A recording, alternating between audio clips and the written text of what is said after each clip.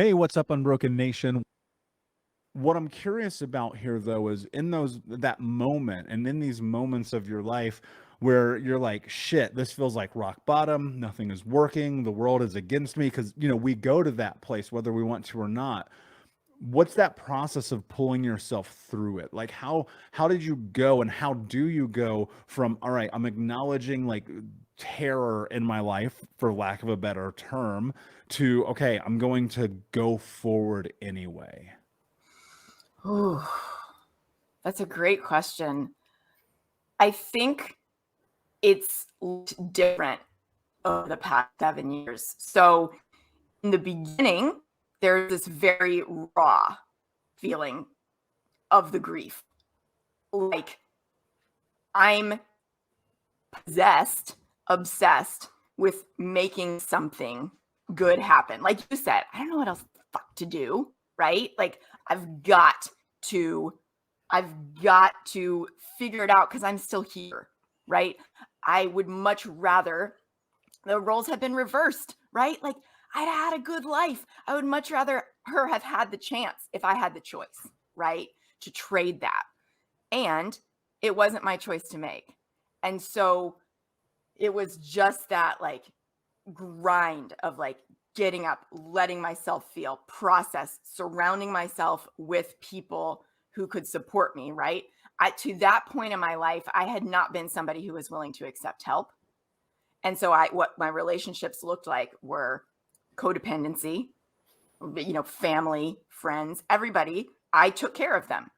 And then I couldn't get out of bed anymore, right? And so it looked like finally letting people bring meals, finally letting people support me, finally acknowledging that. I would say today, what I'm doing is a lot of like somatic healing and regaining a sense of trust in my nervous system and in my body, because I've realized that, hey, to joke, like the body does keep the score, right? Like there's still, as much work as I've done, so much trauma stored in this body, because essentially, in a way, it failed me and it failed Maeve, right? And my nervous system, in a way, feels safe to be me. So it's a lot of like right now, I'm like, I feel my feet on the floor, right? Anytime I get a massage or energy work or anything, they always say something like, man, you got a lot going on in your head, or you got a lot going on in your crown chakra or whatever. I'm like, no shit. Welcome to my life, right? So a lot of it is just, how do I begin to access this feeling of safety in my body? And a lot of it is even just being willing to feel my hands, to feel my feet, to use my voice, to speak my truth, to get in touch with what is it I'm actually feeling, right? Rather than masking it with work, rather than masking it with whatever, because I'm really comfortable doing that. So it's just the uncomfortable work of like, whew, my adrenals crashed last year, right? Okay, how do I make sure that doesn't happen again? Because that was the result of being in a certain kind of way. So it's basically, Michael, like if I'm going to boil it down, it's essentially undoing and unlearning everything I've learned over the last 40 years and all my conditioning, and going, that got me here, it's not going to get me there. How do I begin to come back to, this state in which I was born, right? Yeah, I wrote a note as you were saying, right, talking just now, and I wrote, "Learn to trust your body again."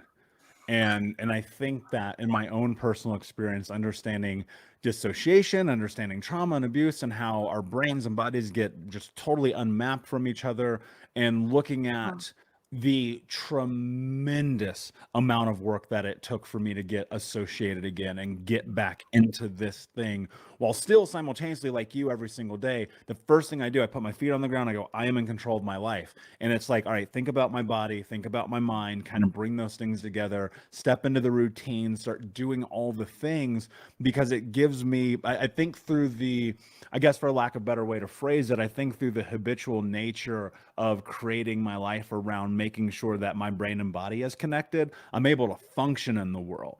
But I think so many people don't know where to begin with this. And so with removing this idea of journaling and meditation, because we've talked about it 8 million times, like what have you done that you have found has been beneficial for you learning to trust your body again? Basically, all of the things that I thought that I had dismissed as being not productive, not a money making task. I have time for that. That's for other people. For instance, taking a freaking walk. I was the person that I was like, if it's not cardio, it's dumb. And I don't have time for that shit. Right? I want abs. I don't have time for yoga, you know? I mean, yoga, going on a walk, sitting under the tree in my backyard, right? Leaning up against it. All hippie things that, Christine 7 years ago would have been like, that's such bullshit. Who are you? You're never going to have what you want, right? Because you're doing that. You're lazy, all that.